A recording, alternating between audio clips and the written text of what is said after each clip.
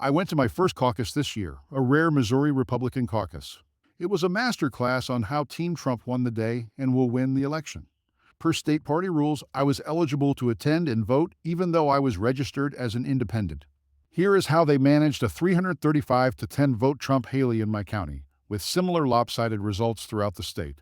Team Trump started working in 2022 when, for the first time in 20 years, the Missouri Legislature didn't provide for a presidential primary. That forced the parties to arrange a caucus. It wasn't a lack of funds. Missouri is running a budget surplus.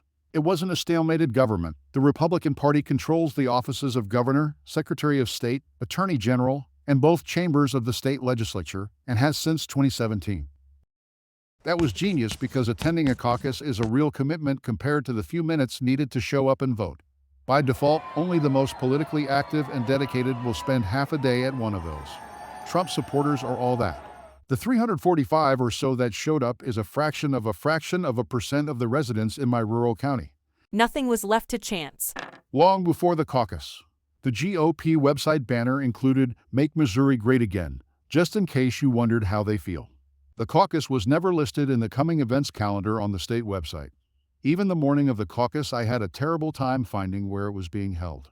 At least locally, there was no press coverage except for a short piece on the late news the evening before. It's like almost everyone who did show up had been informed by other means. During the caucus, the master class continued. Trump had a representative to officially nominate him for the vote. It was a state rep who gave a great partisan pro-Trump speech. Haley had no one. Thankfully, an attendee stepped up to the mic to put her name up for a vote. When it was time to vote, the 345-ish attendees were instructed to stand up to be counted when their choice was called.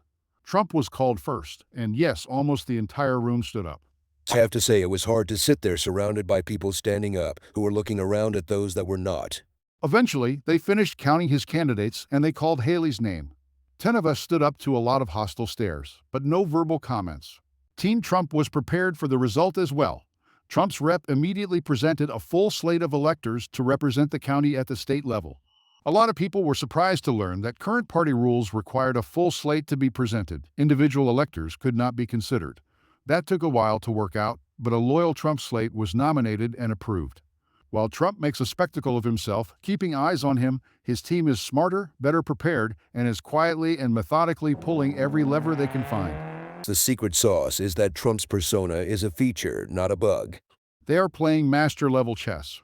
While the Democrats are worried about avoiding offending people because of their pronouns.